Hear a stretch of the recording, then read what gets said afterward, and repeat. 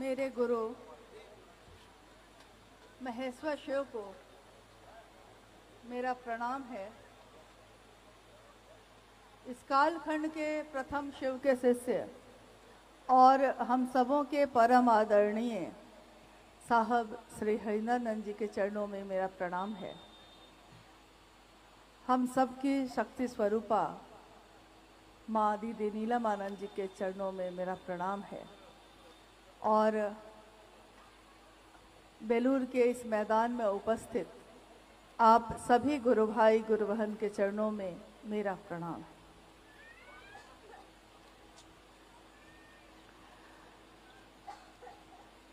काफ़ी कष्ट में आप लोग आ रहे थे, हम लोगों ने देखा, मतलब काफ़ी दूर चलना पड़ा।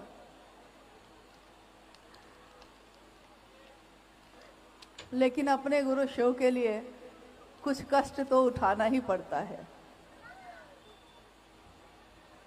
अभी आप लोगों ने सुना, अभी तुरंत एक हमारे गुरु भाई जो अभी गीत गा रहे थे, गोपाल जी, कि जिसने शिव को जमी पर उतारा। ये कोई मामूली बात नहीं है। हाँ, किसी के भाव ऐसे उभरते हैं तो वो लिख देता है, गा लेता है, लेकिन ये भाव मामूली नहीं है। जिसने उस शिव को जमी पे उतारा और शिव के अनेक रूपों के बारे में अभी तुरंत आपने थोड़ी देर पहले की चर्चाओं में सुना है। काल भी जिससे भय खाता है, काल भी जिससे भयभीत होता है, ये पांचों तत्व जिससे ये दुनिया बनी है, शिव की मात्र इच्छा से, ये पांचों तत्व उस शिव के सामने झुककर भजते हैं, शिव शिवम शिव शिवम। ये सारी सृष्टि, इस सृष्टि की हर चीज, इस दुनिया का कण कण जिसके आगे झुकता है और कहता है शिव शिवम। काल भी जिससे इस पूरे संसार को डर लगता है, वो भी उस शिव से भय खाता है और झुक कर कहता है शिव शिवम। उस महादेव को हमारे आपके जैसे बिल्कुल सामान्य और साधारण लोगों के जीवन में साहब हरिंदरानंद जी ने गुरु के रूप में उतार दिया। ये घटना, ये आध्यात्मिक घटना जो इस धरती पे घटी, ये कोई सामान्य घटना नहीं घटी, क्योंकि मानव का इतिहास हजारों वर्षों का है। हजारों वर्षों में कितनी संस्कृति आई गई होगी, लेकिन शिव का जो रूप है, जो लोगों में रचा बसा रहा, वो और परिमार्जित हो गया और गहरा हो गया। वो कभी धूमिल नहीं हुआ, कम नहीं हुआ। और इस कालखंड में जिनके लिए हम कहते हैं इस काल के प्रथम शिव के शिष्य साहब हरिंदरानंद जी और प्रथम शिव शिष्या दीदी नीलमानंद जी, क्योंकि शिव के बारे में भी हम लोगों ने यही पढ़ा कि शिव जो आदि गुरु हैं, अगर शिव गुरु है तो धरती पे कोई गुरु है। अगर वो शिव पिता है तो धरती पे कोई पिता है। अगर उसमें माँ का गुण है तो कोई धरती पे माँ है। यानी कि उस शिव में अगर वो गुण होंगे तभी इस धरती पे हैं। तो शिव जो गुरु के रूप में भी है। और क्या कोई दिक्कत हो रही? नहीं। तो उस शिव को गुरु के रूप में साहब ने हमारे आपके जैसे लोगों के लिए भी इतने नीचे तक उतारा है, तो ये कोई मामूली बात नहीं है। हम लोगों ने अपने किताबों में, कहानियों में और अपने बुजुर्गों से सुना था कि एक राजा हुए थे भगीरथ, और राजा भगीरथ ने अपने पूर्वजों के उद्धार के लिए मां गंगा की तपस्या की और कहा, उनसे प्रार्थना की कि आप इस धरती पे उतर आइए। आपके ही उतरने से, आपके ही स्पर्श से, आपके छूने से मेरे पूर्वजों का उद्धार हो सकेगा। ये कहानी है और इसके पीछे काफ़ी सारी बातें हैं कि माँ गंगा इस धरती पे उतरी और राजा भगीरथ के पूर्वजों का उद्धार हुआ। सोचिए, एक व्यक्ति की तपस्या से माँ गंगा इस जमीन पे उतरी, तो आज भी किताबें उनकी कहानियों से भरी पड़ी हैं। शिव के शिष्य हरिंद्रानंद साहब ने साक्षात शिव को ही इस धरती पे उतार दिया, लेकिन इसका कोई दिखावा नहीं, कोई कहानी नहीं, कोई बात नहीं, क्योंकि उन्होंने कभी ये चाहा ही नहीं। लेकिन ये धरती शिव के नाम से गूंज रही है। आज हमारे आपके दिल में वो शिव गूंज रहे हैं। ये तो बात हो गई, ये तो चमत्कार हो गया, और ये चमत्कार इतने आराम से हुआ, इतने अपने आप होते चला गया कि किसी को पता ही नहीं चला। बात शुरू हुई थी अकेले। आपने सुना अभी शिव शिष्टता की पृष्ठभूमि में कि साहब हरिंद्रानंद जी ने 1974 में बिहार के आरा के गांगी शमशान में अर्धरात्रि में उनके मन में एक विचार कौंधा। एक विचार याद रखिएगा कि हमेशा दिमाग में ही पैदा होता है। दिमाग को कहा ही गया है कि विचार को पैदा करने की मशीन है वो। एक विचार उनके मन में कौंधा कि इतने गुरुओं को मैंने अपना गुरु बनाया, लेकिन आज भी मेरे जीवन में वो बात नहीं उतर सकी, तो अब मैं क्या करूं। उन्होंने सुन रखा था कि गुरु को कहते हैं, गुरु साक्षात ब्रह्मा होते हैं, गुरु साक्षात विष्णु होते हैं, गुरु साक्षात पर ब्रह्मा होते हैं। यानी कि ब्रह्माणी, वैष्णवी, रुद्राणी, ये तीनों शक्तियां गुरु में होती हैं। तो उनके मन ने ये सोचा कि जब सब कुछ ऐसा होता है तो वो पर ब्रह्मा, वो ईश्वर, वो शिव ही गुरु क्यों नहीं है। मात्र एक विचार अर्धरात्रि के उस शमशान में उनके मन में कौंधा, और ये विचार ऐसा कौंधा और ऐसा गहरा होता गया कि धीरे धीरे इस विचार ने उनके दिल में प्रवेश कर लिया। और जो चीज दिल में प्रवेश कर जाती है उसी को कहते हैं भाव। कोई भी संबंध भाव से ही बनता है। तो शिव को गुरु मानकर शिष्य बनने का भाव भी, ये भाव से ही संभव है, ये संबंध भी भाव से ही बनेगा। आपने अभी सुना थोड़ी देर पहले, हमारे कोलकाता के भाई जितेंद्र जी कह रहे थे और हम लोग सुन रहे थे। उन्होंने कहा कि साहब हरिंद्रानंद जी के शिवलीन होने के बाद हमारा मन इस आघात से अभी तक, इस चोट से, इस सदमे से अभी तक बाहर नहीं आ सका। और हम सोचते हैं कि अब आगे क्या होगा, यह शिव की शिष्यता का रूप क्या होगा, शिव की शिष्यता क्या होगी, कैसी होगी। तो आइए हम स्मरण करते हैं उस दिन का, जिस दिन हम सभी ने अपने जीवन के किसी न किसी पल में शिव को अपना गुरु बनाया। हमने अपने नाम की घोषणा की, आज से और अभी से मैंने शिव को अपना गुरु माना है। ये एक घोषणा नहीं है, आज से और अभी से, ये कोई घोषणा सिर्फ नहीं है, ये सिर्फ बोलने की बात नहीं है, ये एक ऐसी आवाज है जो शिव तक जाती है। इसीलिए घोषणा का विज्ञान ये रहा प्रारंभिक दिनों में कि ध्वनि कभी मरती नहीं है। शिव की ही शरीरी सत्ताएं हैं, शिव की ही अशरीरी सत्ताएं हैं।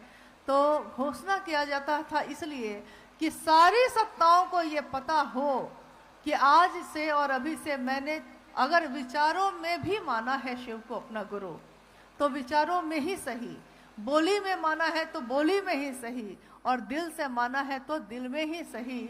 लेकिन सबको ये सूचना हो जाए, सबको ये पता हो जाए कि मैं आज से कौन हूं, मेरा क्या परिचय है। इस धरती पे मेरे अनेक परिचय हैं, किसी की माँ, किसी की बहन, किसी की बेटी, किसी का पिता, किसी का भाई, किसी का मित्र। लेकिन इस धरती पे अगर सबसे बड़ा परिचय हो सकता है तो वो शिव का रूप हो सकता है। तो शिव के शिष्य के रूप में हमारा परिचय सबसे बड़ा हो गया।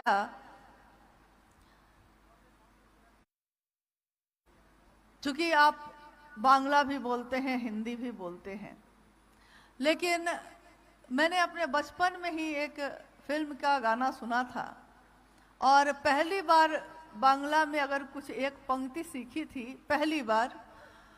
लेकिन याद रखिएगा, पहली बार जो होता है वो बहुत महत्वपूर्ण होता है, क्योंकि उसी पे सारी इमारत खड़ी रहती है। तो वो पहली पंक्ति जानते हैं क्या है? आमी तमाको भालोबासी। नहीं कहते हैं, बांग्ला में कहते हैं आमी तमाको भालोबासी। तुमाको, तुमाके, हाँ चलिए, तुमाके, चलिए ठीक है। तो उस शिव के लिए हमारे मन में यह भाव उठा कि हे शिव, आप ही मुझको सबसे भालो लगते हैं, सबसे अच्छे लगते हैं, और आप इतने अच्छे लगते हैं, इतने अच्छे लगते हैं कि अब उसके सामने सारी चीजें फीकी हो गई है, धूमिल हो गई हैं, सारे रिश्ते हल्के हो गए हैं। उस शिव का रिश्ता इतना भारी हो गया। लेकिन क्या हम लोगों ने कभी ये सोचा है कि क्या ये हमारी योग्यता थी कि वो शिव हमारे जीवन में इतना भारी हो जाता? क्योंकि हम में तो पहले भी कोई खास योग्यता नहीं थी। न तो हम लोग को बहुत अच्छा गाने आता है, न तो बहुत सारे शास्त्रों का हम लोगों ने अध्ययन किया है, न तो बहुत बड़े ऋषि मुनियों के सानिध्य में हम बैठे हैं, न तो साधना कर पाते हैं, न तो उपासना कर पाते हैं, न मंत्रों का जप हो पाता है। मंत्र जपने भी बैठते हैं तो मन भटकता है। लेकिन साहब हरिंदानंद जी ने शिव की तरफ चलने का एक रास्ता आध्यात्मिक दुनिया में बनाया, और इस रास्ते की मंजिल बताया, उन्होंने बताया। क्योंकि जब वो चले थे तो उनको बताने वाला कोई नहीं था। जब उन्होंने शिव को गुरु माना था तो ये 3 सूत्र नहीं थे, और न तो कोई ये बताने वाला था कि सचमुच में शिव गुरु हैं भी या नहीं, क्योंकि उन्होंने तो पूरी तरह अश्रद्धा और संशय में शिव को अपना माना था। लेकिन एक दिन उनके जीवन की असंख्य घटनाओं ने, उनके जीवन की अनेक अनुभूतियों ने उनको ये समझा दिया, बोधात्मक रूप से समझा दिया कि शिव सचमुच में आज भी शिव के रूप में कार्य करते हैं। वो आपकी सुनते हैं, और इतनी ज्यादा सुनते हैं जितना इस संसार में कोई और नहीं सुनता। मालिक बड़े करीब से, वो मालिक, वो शिव बड़े करीब से सुनता गरीब की, तज लाज अपनी लाज रखदा आपकी। वो अपनी लाज गंवा कर भी आपकी लाज रखते हैं, वो इतने करीब से सुनते हैं। आप कह के तो देखिए। साहब ने अपने जीवन की अनुभूतियों को 3 सूत्रों में पिरोया। 3 सूत्र। पहला सूत्र यह कहता है, क्योंकि हम अपने जीवन के इतने वर्षों में हम लोगों ने अनेक बार इस बात को कहा होगा, आपने भी कहा होगा, मैंने भी कहा है। पहला सूत्र कहता है, मन ही मन अपने गुरु शिव को यह संप्रेषित करिए कि हे शिव, आज आप मेरे गुरु हैं, मैं आपका शिष्य हूं, मुझ शिष्य पर दया कर दीजिए। हे शिव आप मेरे गुरु हैं मन ही मन, क्योंकि साहब ने कहा कि आप किसी भी काम को अगर करते हैं लेकिन उस काम को करने का तरीका आपको नहीं पता है। मुझको तो पता नहीं था, साहब ने कहा मुझको पता नहीं था, तो मैंने बहुत सारी ठोकरें खाई, लेकिन जिन चीजों से मैंने सीख लिया है तो हम क्या करते हैं, जैसे अगर हमारा हाथ आग से जल जाए तो हम अपने बच्चे को रोक देते हैं तुरंत कि नहीं उधर मत जाना, आग है जल जाओगे, रोकते हैं ना। तो साहब ने अपने जीवन में जो सीखा उससे उन्होंने समझा कि आपका मन ही वो साधन है जो शिव तक भी जाता है, जो धरती तक भी जाता है, जो किसी भी अपने तक जाता है। आपका मन ही किसी को अपना समझता है। तो उन्होंने पहला सूत्र ये दिया। दूसरे में उन्होंने यही विधा फिर कही, क्या आपका मन अगर उस शिव की परिधि में होगा, शिव के घेरे में होगा, तभी आप शिव की बात कर सकिएगा। तो शिव की परिधि में कब होता है मन? जब आप किसी से महादेव की बात करते हैं तो आपका मन धीरे धीरे पूरी तरह उस महादेव की परिधि में आता है, नहीं तो आप बात ही नहीं कर सकिएगा, क्योंकि सामने वाला पता नहीं क्या पूछ देगा। आप उससे महादेव की बात कह रहे हैं और कहते कहते कहते कहते आपको पता भी नहीं चला, आपका मन भी उसमें डूब गया। यानी अभी आपने सुना, स्वयं को और समूह को, जो बोलता है उसको भी, जो सुनता है उसको भी, दोनों को शिव भाव से भर देता है, शिव भाव से आप्लावित कर देता है। शिव की चर्चा का विज्ञान ये है। शिव की चर्चा दोनों के मन को शिव की बात से भर देती है, शिव जैसा कर देती है। कहा गया है कि आप जिसकी बात करते हैं, संकीर्ण बात करिएगा, हमेशा नकारात्मक बात करिएगा, तो आपका मन भी वैसा ही होने लगता है। यहाँ तक कि आपकी संगत में जो आएगा उसका मन भी ऐसा होने लगता है।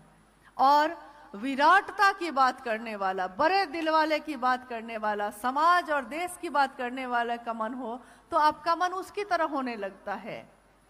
और शिव की बात करने वाले की बात अगर की जाए, शिव की बात करने वाला, शिव की बात सुनने वाला, शिव की बात के घेरे में रहने वाला, तो उसका मन भी शिव जैसा हो जाता है, शिव ही हो जाता है।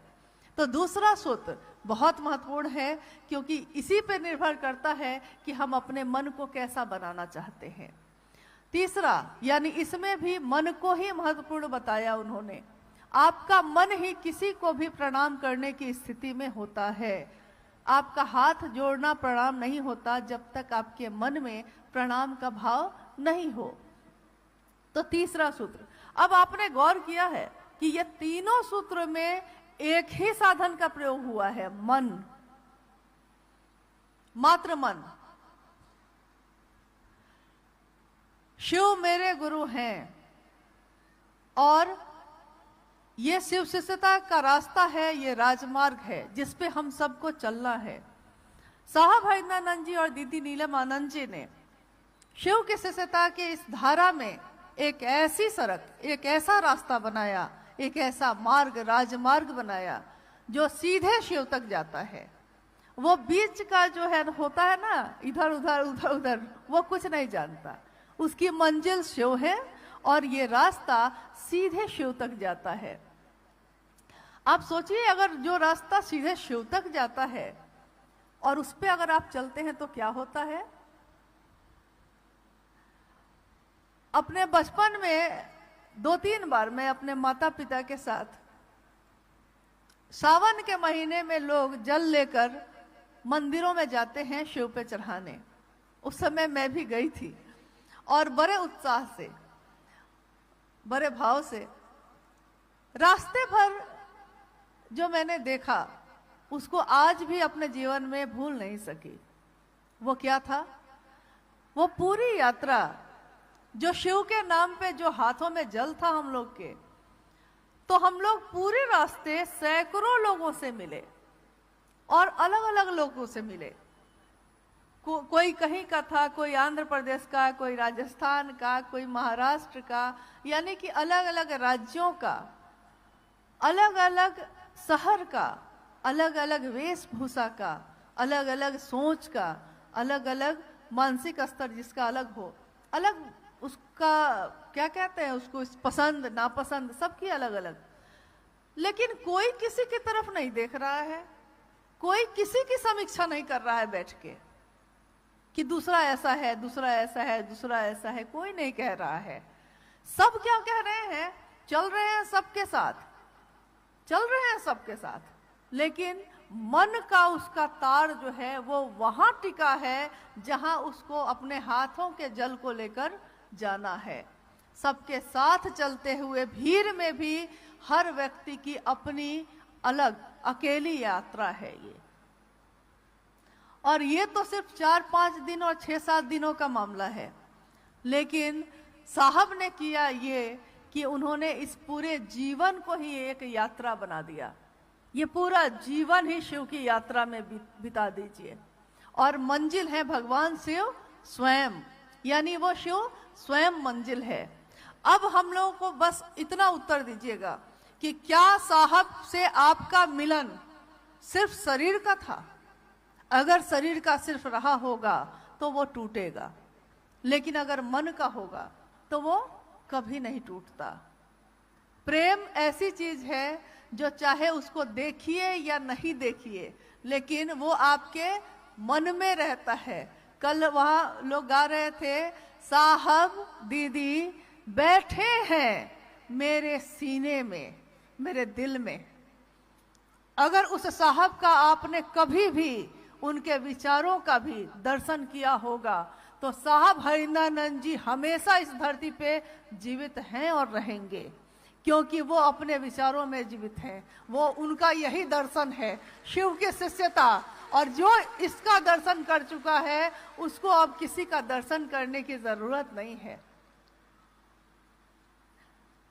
साहब जब देवघर में रहा करते थे, एक दिन वो अपने कमरे से बाहर निकले, प्रतिदिन निकलते थे, और वहाँ जो गुरु भाई लोग सब कोई वहाँ की व्यवस्था संभालते थे, तो उसमें से एक गुरु भाई से उस दिन उन्होंने, जब साहब बाहर निकले और बैठे, तो वही वहाँ सामने खड़ा था।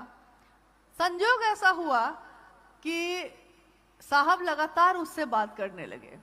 होता है ना कभी कभी ऐसा संजोग मिल जाता है कि अकेले में मिल गए और काफी देर बात हो गई। अब हो गया, वो उठा वहां से और वो और जगह पे इधर उधर चलने लगा, तो किसी ने कुछ टोका उसको। उसने जवाब दिया उसको, दूसरे को, कि जिसने साहब से बात कर ली वो अब किसी और से क्या बात करेगा। देखिए मिजाज, जिसने उनका दर्शन कर लिया उसमें शिव का दर्शन कर लिया और आज वो शिव ही हो गए। उस साहब की हस्ती को अब कौन मिटा सकेगा? उस साहब के शिव शिष्टता के दिए को ये कौन सा तूफान है जो बुझा सकेगा? ये दिए से दिए जलने की विधा है, ये चलती रहेगी, मन मनवांतरों तक चलती रहेगी। कल को हम भी ना होंगे, कल को आप भी ना होंगे, लेकिन क्या शिव नहीं होंगे? क्या शिव की शिष्यता नहीं होगी? शिव की शिष्यता होगी, और जब तक शिव की शिष्यता की बात चलती रहेगी, साहब हरिंद्रानंद जी और दीदी नीलम आनंद जी की बात चलती रहेगी। उन्होंने कभी नहीं चाहा कि उनकी बात हो, उन्होंने कभी नहीं चाहा कि लोग उनसे मिलने आए, न उन्होंने कभी ये चाहा कि गुरु के मंच से अगर कोई भजन होता था और साहब का नाम ज्यादा उसमें कोई लेने लगता था तो साहब जो बगल में बैठे रहते थे तो बिगड़ जाते थे। और उसको आप में से जो पुराने गुरु भाई लोग हैं, जिन्होंने बहुत सारे महोत्सव में उनके साथ जो रहे हैं, उन्होंने देखा होगा, साहब बुलाकर उसको कहते थे कि मैंने कहा था शिव का भजन करने को, ये तुम मेरा भजन क्यों करने लगे भाई? एक बार उन्होंने कहा कि, उसने कहा जी पूछा जाए। साहब ने कहा कि क्या आत्महत्या नहीं करोगे तो मरोगे नहीं?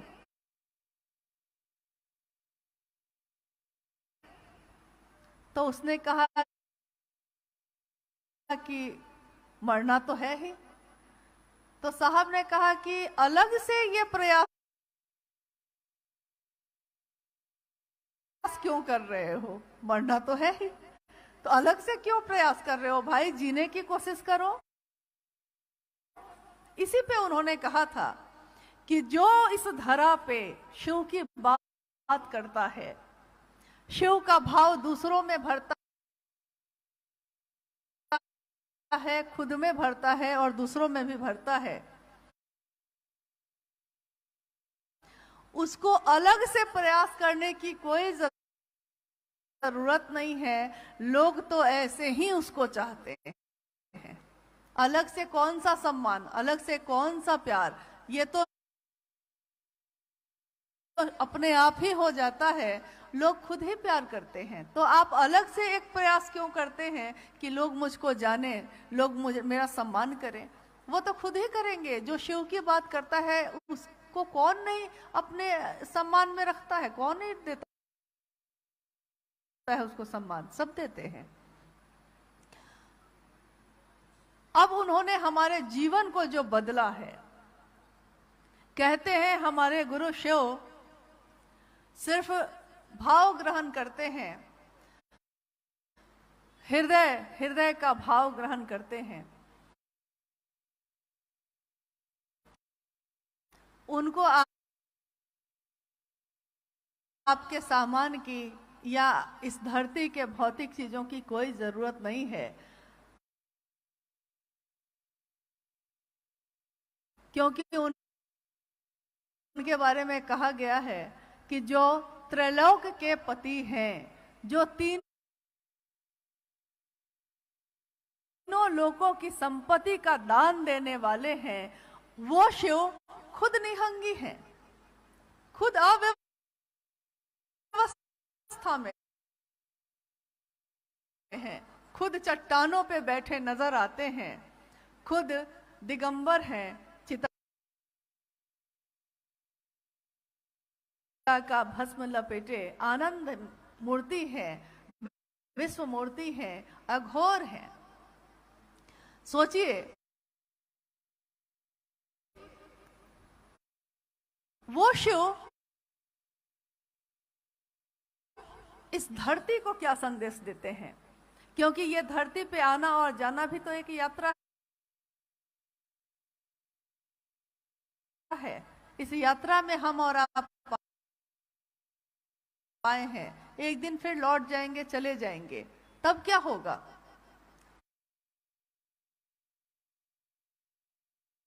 तो वो संदेश देते हैं कि न्यूनतम व्यवस्था में भी, यानी कि छोटी से छोटी व्यवस्था में भी हम सुखी रह सकते हैं। ये बात हम लोगों को पहले समझ में नहीं आ रही थी, लेकिन जब कोरोना का काल आया, जब धरती अचानक थोड़ी थम गई, रुक गई, सब अपने घरों में बंद हो गए, मृत्यु के भय से सारे लोग सिमट गए, तब उन्होंने अपनी तरफ देखना शुरू किया। तब उन्होंने अपने लोगों के साथ समय बिताना शुरू किया। तब उन्होंने ये सोचना शुरू किया कि अब शिव के सिवा तो कोई सहारा है नहीं, क्योंकि वो भी तो अदृश्य था। आप कहते हैं कि शिव को मैंने देखा नहीं।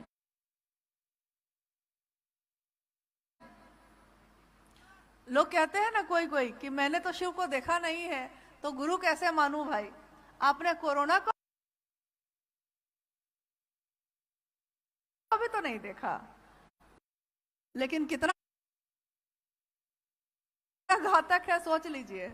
एक छोटा सा वायरस कितना घातक है। और जो ऊर्जा के अक्षय स्रोत हैं हमारे गुरु शिव, जहां से सारी ऊर्जाएं निकलती हैं और संचालित होती हैं, जो शक्तियों के जनक हैं, शक्तियां जिनका प्रकटीकरण है, वो शिव मेरे आपके गुरु हैं। तो हम अपने गुरु के प्रति कृतज्ञ होकर क्या कर सकते हैं, क्या दे सकते हैं? अपने मन की कृतज्ञता। और कृतज्ञता जब होती है तो वो अभिव्यक्ति चाहता है, मतलब कि प्रकट होना चाहता है, बोलना चाहता है। आपने देखा है ना कि किसी से प्रेम हो जाए तो धीरे धीरे क्या होता है, आपका बोलना कम होता चला जाता है।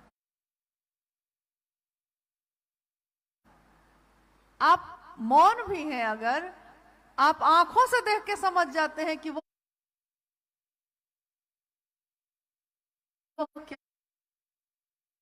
क्या चाहता है। तो शिव क्या चाहते हैं,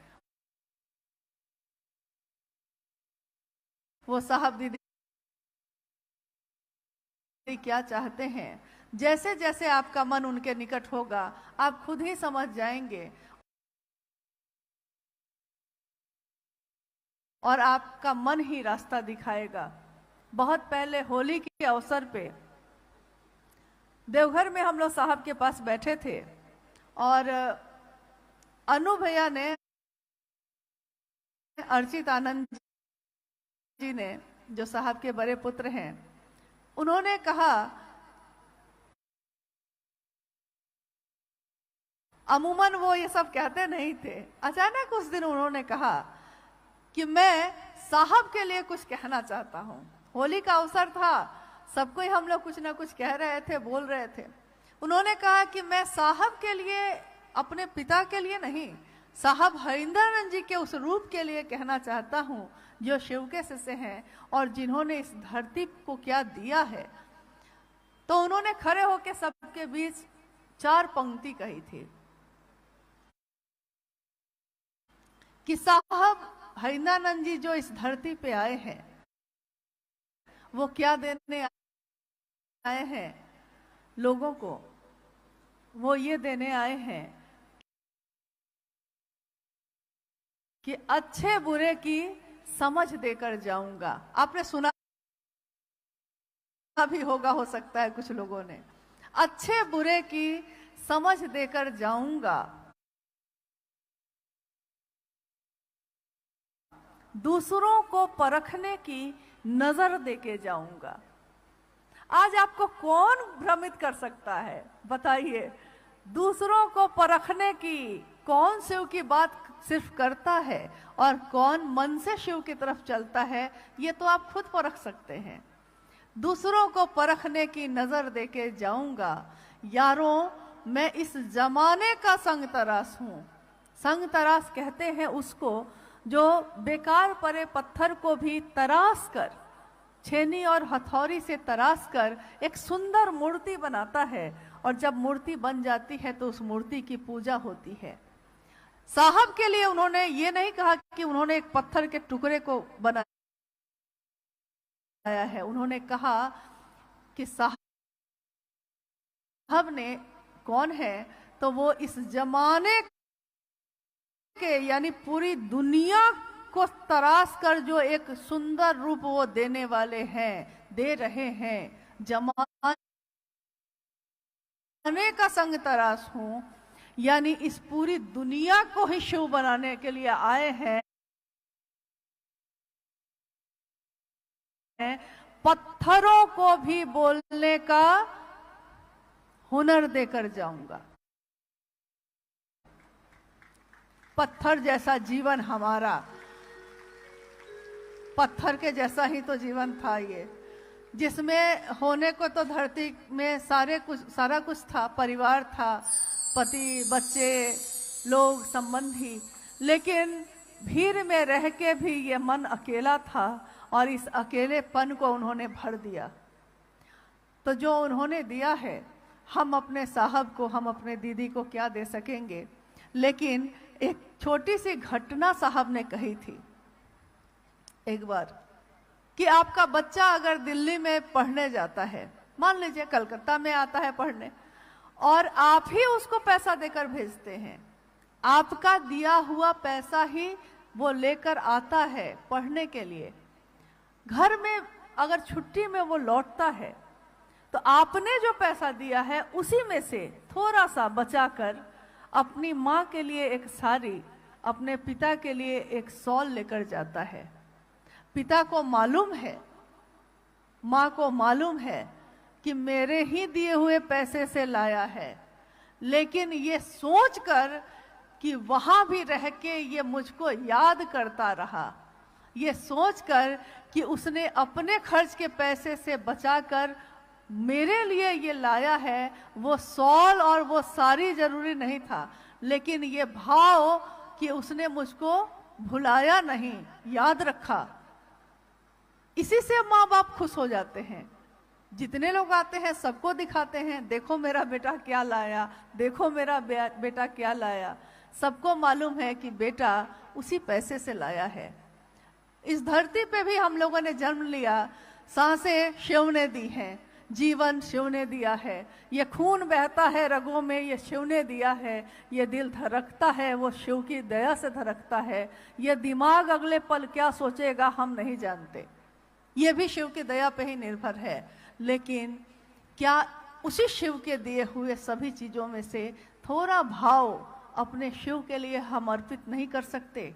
कर सकते हैं अगर, तो साहब ने कहा है कि जो शिव के लिए रो सकता है, जो शिव के लिए आंसू बहा सकता है, तो क्या नहीं हो सकता है। ये धरती अपनी जगह छोड़ सकती है, ये आसमान अपनी जगह छोड़ सकता है। शिव की बनाई हुई इस दुनिया में शिव ही तो उतरते हैं, शिव ही तो जीते हैं, और उन्होंने अपने इन्हीं चीजों को शब्दों में दिया कि बनना है तो शिव बनो, बनो तो शिव, रहो तो शिव, जियो तो शिव। हम सभी शिव शिष्यों के लिए जानते हैं साहब और दीदी क्या है। आपने माला देखी होगी, मोतियों की माला होती है या बहुत सारी चीजों की माला होती है।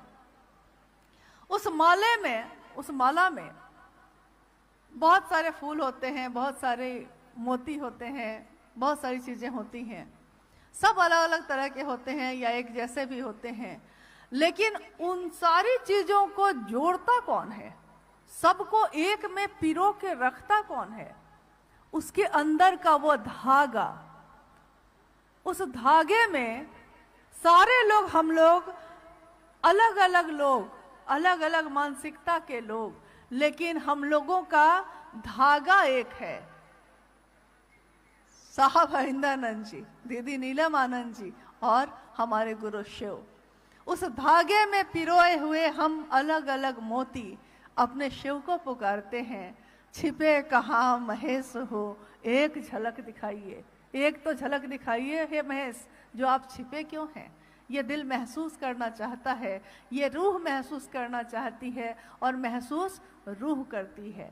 हमने साहब के साथ बहुत कुछ उनसे प्राप्त किया, सारे लोगों ने प्राप्त किया, बहुत कुछ लिया। कुछ ने उनका साथ दिया, कुछ ने साथ नहीं दिया। कोई पहले छोड़ के गया, कोई बाद में छोड़ के गया, कोई छोड़ के गया, कोई आया, कोई फिर गया, कोई फिर आया। लेकिन जानते हैं साहब ने सजा दी, लेकिन कैसी सजा दी? क्योंकि ऐसी सजा इस दुनिया में और कोई नहीं दे सकता जो उन्होंने दी। उन्होंने, जैसे आप फूल को, किसी फूल को अगर तोड़ दीजिए, मसल दीजिए उसको, तब भी क्या होता है? उनके बारे में मैंने एक बार कहा था कि साहब हरिंद्रानंद जी की आदत क्या है जानते हैं? कि मैं तो फूलों की तरह, वो खुद फूलों की तरह अपनी आदत से बेबस हूं। मैं तो फूलों की तरह अपनी आदत से बेबस हूं, तोड़ने वाले को भी खुशबू की सजा देता हूं। उन्होंने जिन्होंने उनके चीजों को तोड़ा, जिन्होंने रौंदा, उसको भी उन्होंने सजा तो दी, लेकिन खुशबू की ही दी। अब ये तो शिव के सिवा कोई नहीं कर सकता। वो जानते थे कि भस्मासुर उनके ही सिर पे हाथ रखेगा। क्या शिव जानते नहीं थे? लेकिन उन्होंने फिर भी उसको वरदान दिया। वो जानते थे, लेकिन उन्होंने फिर भी वरदान दिया कि जाओ, तुम जिस चीज पे भी हाथ रखोगे वो जलकर भस्म हो जाएगा। भस्मासुर ने वरदान लिया, खड़ा हुआ और कहा कि तब आइए शिव, पहले आप पे ही टेस्ट करते हैं, पहले आप पे ही देखते हैं कि क्या आप जलते हैं या नहीं। महादेव जानते थे ना, लेकिन तब भी महादेव तो महादेव है, वो मिजाज आप कहाँ से लाइएगा। और महादेव के शिष्य का भी तो वही मिजाज होगा। कोई गुरु अपने शिष्य को अपने जैसा बनाता है। आइए हम लोग कुछ जिज्ञासाओं पे बात करते हैं, अगर आई हैं तो।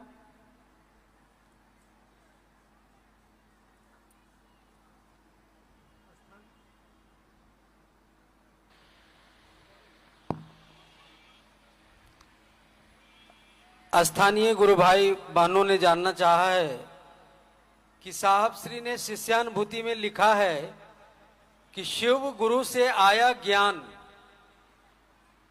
जीवन जीने की कला सिखलाता है, कैसे? शिव गुरु से आया ज्ञान, शिव गुरु से आया ज्ञान जीवन जीने की कला सिखाता है।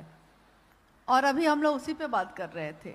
इस पूरे जमाने को जिसने जीने की कला सिखा दी, दुनिया में रह के जीवन मुक्त कैसे होया जाता है, ये सिखा दिया। कोलकाता और हावड़ा के इस शोर भरे चौराहे पे खड़े होके भी, ट्रेन और बस का इंतजार करते हुए भी, जहां सिर्फ कोलाहल और शोरगुल मचा है, वहां भी अपने घर के परेशानियों और समस्याओं के बीच भी वो शिव हमको याद आता है। वो शिव हमको याद आता है। ये क्या है? ये जीवन जीने की कला ही तो है। चारों तरफ से समस्याएं हैं, चारों तरफ से मुसीबतें हैं, चारों तरफ से दुख ही दुख है, लेकिन उसमें एक सुख है। क्या? वो शिव। साहब ने अपनी किताब आओ चले शिव की ओर में लिखा है कि जीवन में कांटे बहुत आए, कांटे ही कांटे थे, लेकिन उन कांटों पे चढ़ के ही तो ऊपर फूलों का राजा गुलाब खिलता है। उन कांटों पे चढ़ के फूलों का राजा गुलाब खिलता है। दुनिया उस फूल की सुंदरता को देखती है, दुनिया उसके सौरभ को सूंघती है, कोई कांटों को देखता भी नहीं है। हमारे जीवन में भी कांटे हैं, आपके जीवन में भी कांटे हैं, लेकिन उन कांटों के बीच जो शिवशिष्यता का फूल खिला है, वो सुगंधित है, सुरभित है, सुवासित है। और जब वो सुवासित है तो आपके जीवन में कौन सी ऐसी बाधा, कौन सी ऐसी चीज है जो आपको जीवन जीने से रोक देती है? जीवन वो है जो शिव के साथ जिया जाता है, और उस जीवन को जीने की कला तो उन्होंने सिखा ही दी।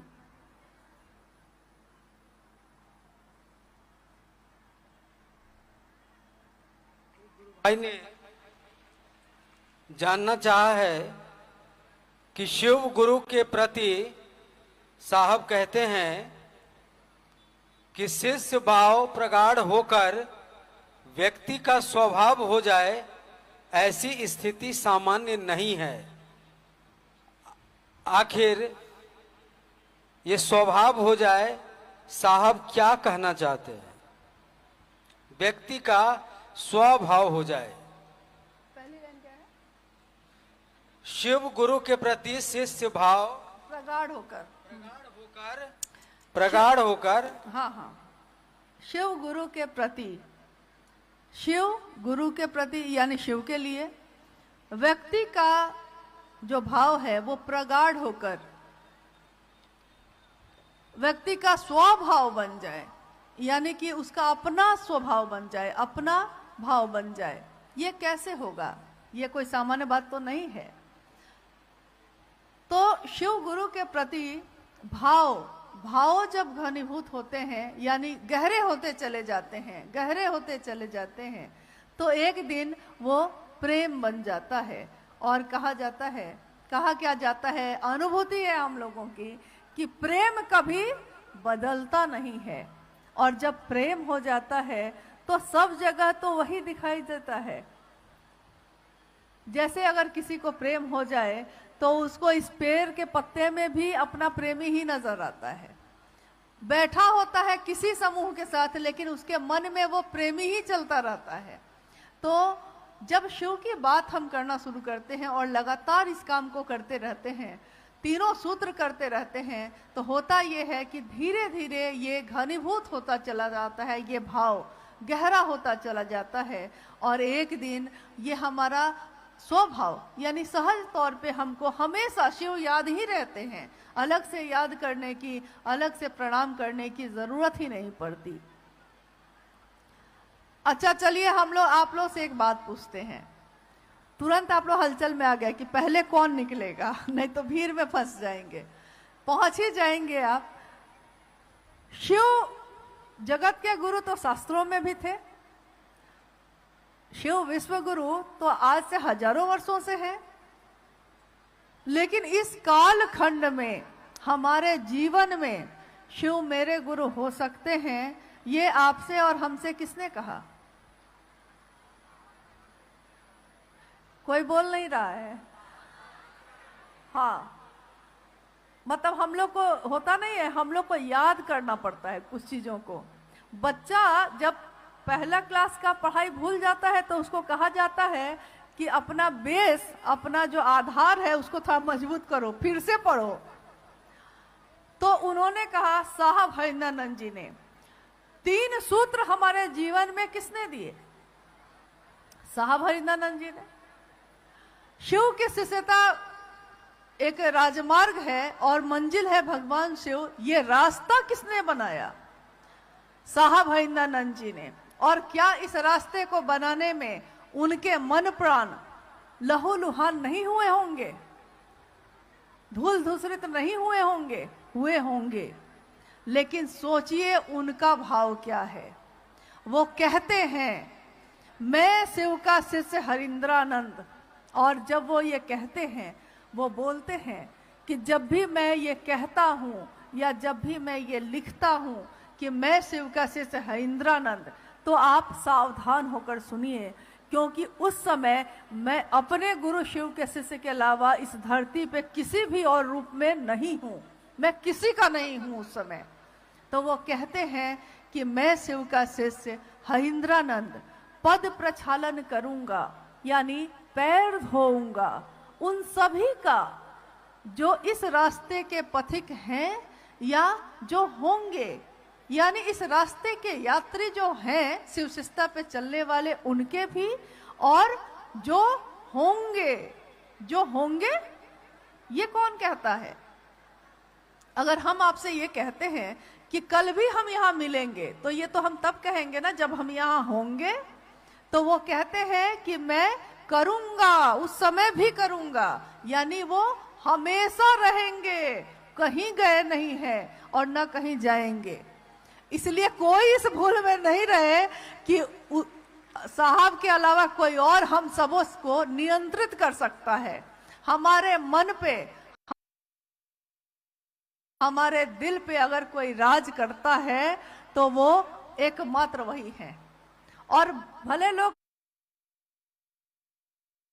कहते हैं कि मेरे लोग, लेकिन लोग जानते नहीं हैं कि असली जो मन है ना अंदर, जो छुपा के हम लोग रखे हैं, उस मन में हमने सिर्फ उन्हीं की मूर्ति बिठा रखी है, क्योंकि उन्होंने मेरे शिव से मुझको मिलवाया है, और इतनी बड़ी दया तो किसी ने नहीं की थी। आइए, और कोई है? अच्छा, अंतिम जिज्ञासा पे हम लोग बात करते हैं। हाँ, एक अंतिम जिज्ञासा। साहब श्री तीनों सूत्र में भाव जागरण की बात लिखते हैं और कहते हैं कि दूसरा सूत्र भाव जागरण की अनुपम विधा है।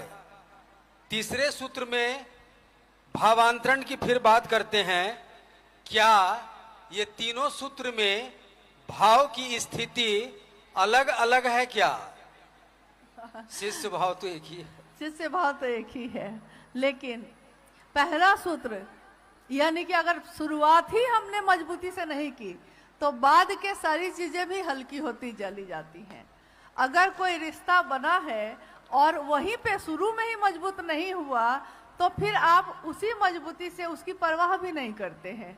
ये तो हम सामान्य जीवन में भी देखते हैं कि शादी हो गई है लेकिन मन से नहीं माना है, तो पत्नी है तो निर्वहन कर देते हैं, लेकिन वो बात नहीं आती है जो नजर से देखने से आ जाती है, वो बात पैदा नहीं हो पाती है। तो भाव, पहला सूत्र हमारा विचार ही है ये कि शिव मेरे गुरु हैं। लेकिन ये विचार की आवृत्ति बार बार लेते लेते एक दिन क्या होता है, हमारा मन ये पकड़ लेता है, गहरा जाता है मेरे मन में कि शिव मेरे हैं। और जब शिव मेरे हैं और तब हम शिव की बात किसी से करते हैं, कल जो हम लोग बात कर रहे थे कि व्यष्टि का नकाब हटाकर समष्टि की ओर चलना है, यानी अपने आप में शिव की शिष्यता धारित करके और तब आप समाज में जाइएगा तो शिव की शिष्यता आप सुंदर ढंग से बांट सकिएगा। जो आपके दिल में है वही आप दूसरे के दिल में भी स्थापित कर सकिएगा। जो आपके अंदर है वही तो दूसरे को दे सकिएगा, नहीं तो कुछ दे नहीं सकिएगा।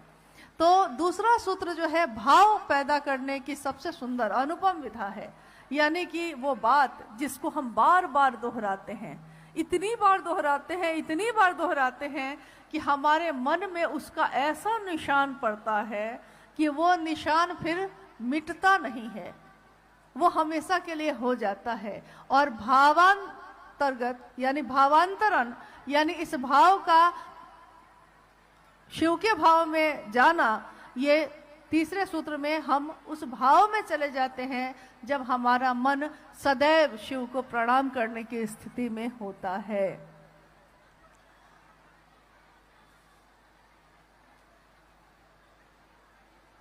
एक बात अगर अभी कहूं तो ऐसे तो मेरा अधिकार नहीं है, लेकिन क्या 2 मिनट के लिए सारे लोग चुप हो सकते हैं?